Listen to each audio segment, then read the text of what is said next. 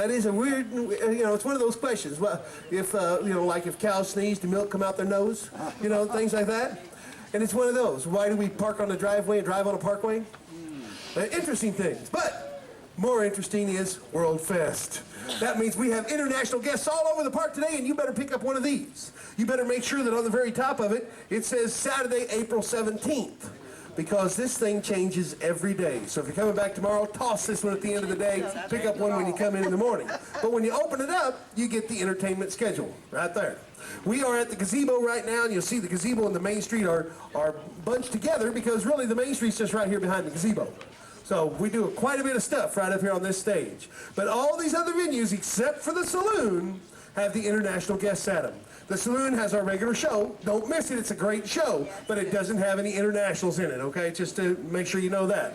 But even the Echo Hollow Amphitheater show tonight is all international guests. It's the Kenyan Acrobats. So if you like to watch acrobats, you want to go down to that big old 4,000-seat amphitheater and enjoy yourself. The show lasts about an hour and 15 minutes. Of course, it starts at 7 o'clock tonight. So if you're going to stay that late, I will be here. So you might as well stay too. But it's a lot of fun. But right now, we're going to start our day by going into Australia. Now, I want you to know that these guys say they come from the land down under. But I told them, no, I come from the land down under. Arkansas. That's right. It is. I'm just from Harrison, Arkansas, and these guys scare me. Coee! Don't do that!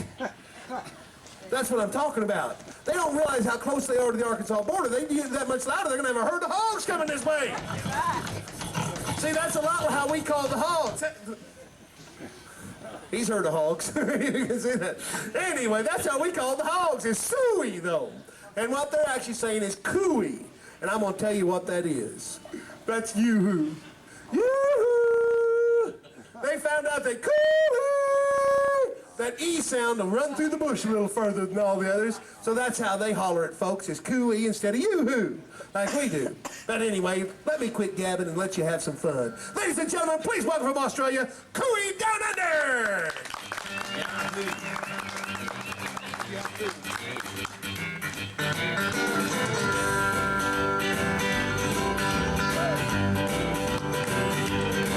He works a 12-hour day, sun up till sundown.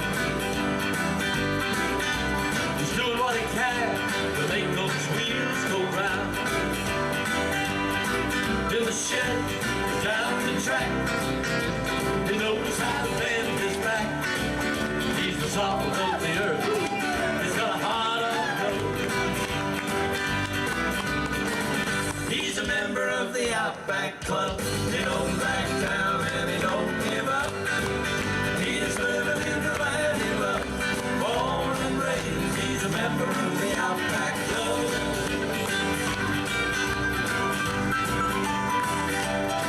Now she rides the boundary fences with the blokes. She's a match for any man alive when she works them all. Before the job is done, there's another just begun. She's the kind of a woman any man would be proud of. Yes. She's a member of the Outback Club.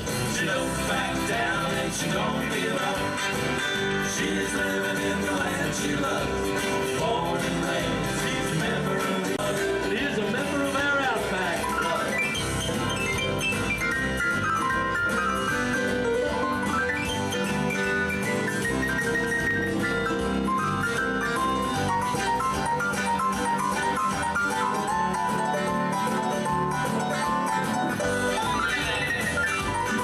They might be working the field or maybe bringing out coal. But they're out there working their fingers to the bone. They might be trucking the stock or maybe punching a clock. They got one thing in common, their country heart and soul. They're all members of the Outback Club. They don't back down and they don't give up. They're living in the land they love. Born and raised, members of the Outback Club. Help us out with this one. We're all members of the Outback Club. Outback Club. We don't back down and we don't give up. We're living in the land we love. Born and raised, members of the Outback. We're all members of the Outback Club. We don't back down and we don't give up. We're living in the land we love. Born and raised, members of the Outback Club. Born and raised, members of the Outback Club.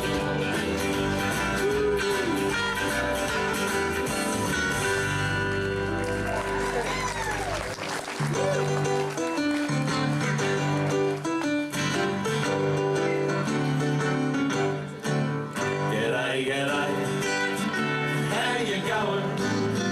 What do you know? We'll strike a light. G'day, g'day, g'day, and how you going? Just say g'day, g'day, g'day, g'day, g'day, g'day, g'day, g'day, g'day, g'day, and you'll be right. G'day!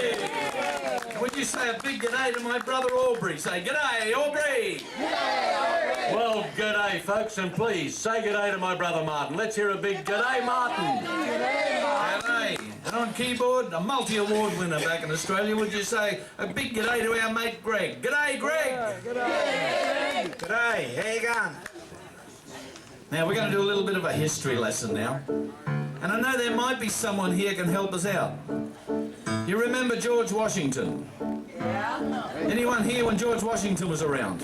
No, There he is. and I think there was a couple of people over at the homestead there were around when George Washington was here. Now, George Washington won the War of Independence, which made you a free, independent country. Up until then, it was a British colony. England was bringing out her political prisoners, her convicts, anyone she didn't want back in England. She used to bring them out here, hard labour, building the roads, the bridges, etc. Now, when she lost the war, she had to go away, and she was looking for a new place to send all those people. So Captain James Cook was down in the Pacific, and he discovered the east coast of Australia. And he planted the flag for England at a place called Botany Bay. And when he got back home, he had written in his diary, Botany Bay, a good place for a settlement. So when the king and the politicians read this, they said, I know where we can send all those people we can't send to America anymore. We'll send them to this place called New South Wales. We'll start a colony there.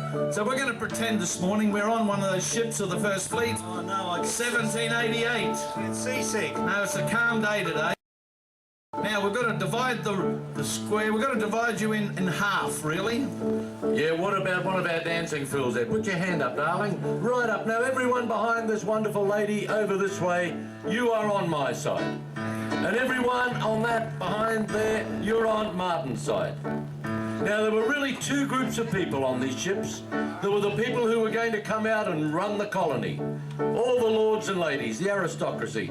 And then there were the people that the colony was being founded for. And they were all the convicts. Well, I've got on my side all the lords and ladies. So guess who you have on your side, Martin? I've got the convicts. You've got the convicts.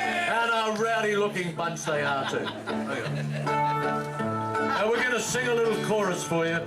We'd like you to practice this with us as we go along, because we're all going to sing it together a little later. Tooralai, ooralai, and a G. Tooralai, ooralai, tooralai, ooralai, and a T. And we're bound for Botany Bay. Oh, farewell to old England forever. Farewell to my old house as well. Farewell to the well-known Old Bailey, where I once used to look such a swell. Singing tooralai, ooralai, and you can practice it if you like. Tooralai, ooralai, tooralai, ooralai, and we're bound for Botany Bay. There's the captain who is our commander. There's the boatswain and all the ship's crew. There's the first and the second class passengers. They poor convicts go through, singing Turalai, Turalai, editing. Keep practicing. Turalai, Turalai, Turalai, Turalai, editing. And we're bound for Botany Bay. Now come all you Grand Dukies and Duchesses, take warning from what I've to say, and make sure it's your own that you touch us, or you'll join them in Botany Bay. Singing Turalai, Turalai, editing. Turalai, Turalai, singing Turalai, Turalai, editing. And we're bound for Botany Bay. And at this point I would like to invite all the lords and ladies, all the British officers and their wives, to join me in singing this little ditty and setting a good example for all the riffraff over there. Now we are lords and ladies. We may not like to sing in public, but we're going to do it with a stiff upper lip, so stiffen your upper lip. Put our shoulders back. Stick your noses in the air just a little bit. And we're going to sing this song. It's hard to do in that position, I know, but we're going to try. Practice it first. Turalai, Uralai, editing. Turalai, Uralai, hey. Going well so far. Turalai, Uralai, editing. We're bound for Botany Bay. Let's do it for real this time. Turalai, Uralai, editing. Oh, that's so lovely. Turalai, Uralai, hey. Wonderful. Where are we going? We're bound for Botany Bay. Oh, give yourselves a lovely little round of applause. Sound like true lords and ladies. That was pretty good, but there was still a couple on your side singing in Braille. My side, we don't need two goes, my fellow convicts. We're going to raise the roof. Let them hear you on that side, because we're on the 12th deck. We've got to sing loud so they know we're still there. So on the count of three. Sing Turalai, Turalai, editing. Turalai, Turalai, singing Turalai, Turalai, editing. And we're bound for Botany Bay. All together now! Sing Turalai, Turalai, editing. Come on, me hearties! Turalai, Turalai, Turalai, Turalai, editing. A big finish now. And we're bound for Botany Bay. Hey, hey, Give yourselves a round of applause. the winners were over this side. The best singers were on my side. Hey, hey, hey, hey. Hey, Delilah. Hang on a cotton picking minute. What cotton pick? I heard that on an old television show. Hang on a cotton picking minute. You can't just go and say that they're the winners just like that. Why? We just did. Well, you can't, because this country is a democracy.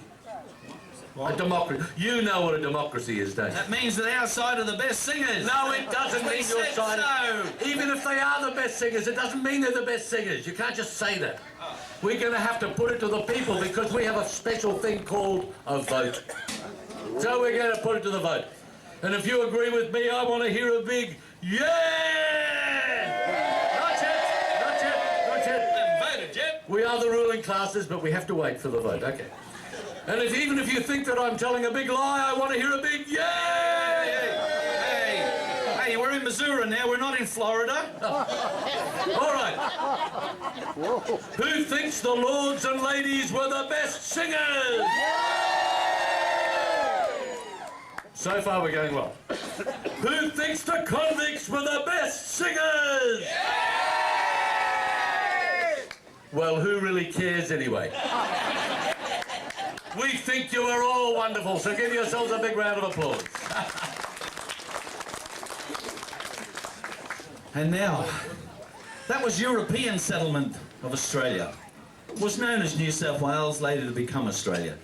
And we've only been there as European settlement, we've only been there just over 210 years. So we're a very, very young country as far as white settlement goes. But long before white man ever set foot there were a race of people already living there. They'd been there for 40,000 years. Now we're going to play an instrument that has been heard in Australia for well over 40,000 years. Now AUBRE is going to play this, and this sound, if you close your eyes, it'll just transport you back to the bush of Australia.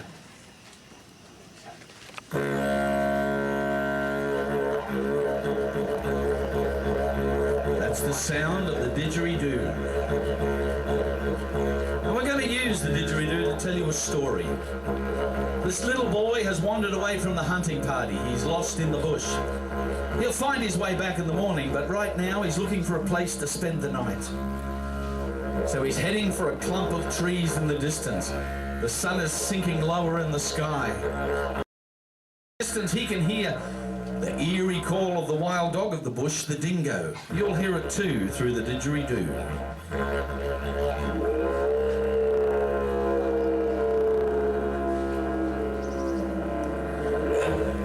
That's about 10 miles away, nothing to worry about.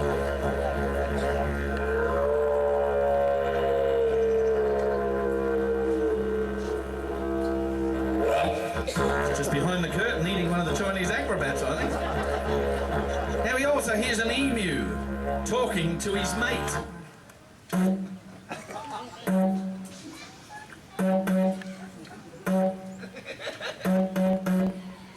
They're having a lot to say this morning. And he hears a big red kangaroo bounding through the bush just ahead of him.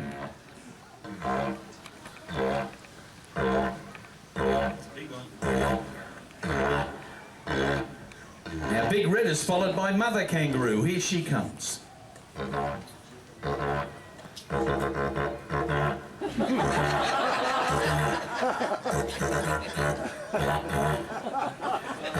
She must have stepped on a thorn. She's got a bit of a limp today. And as we know, girls, mothers are followed by the rest of the family. Here come the Joeys.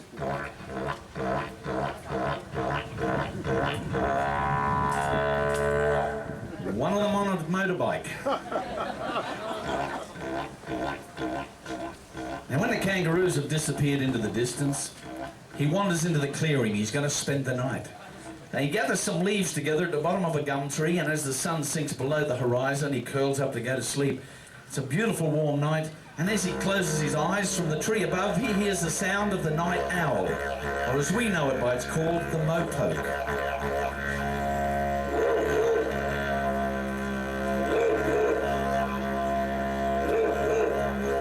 Topmost branch, he hears the plaintive call of the Australian butcher bird. 5 pounds of sausages, please, butcher!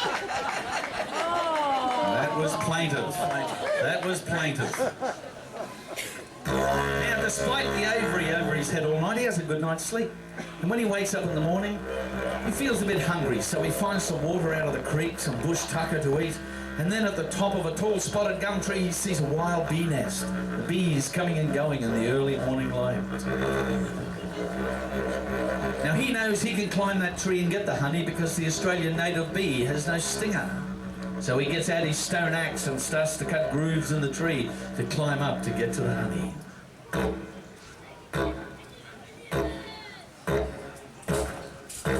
Now, it's not the high tree or the bees he had to worry about anyway. It was the hornets on the other side.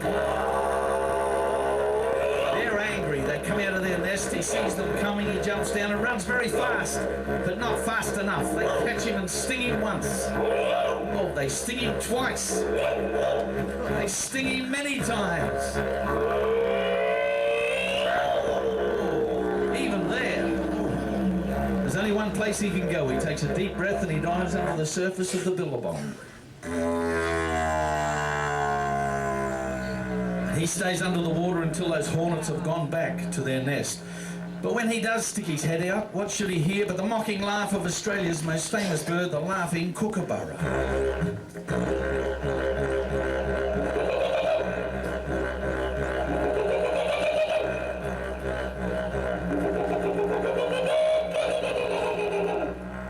There's AUBRE on the didgeridoo.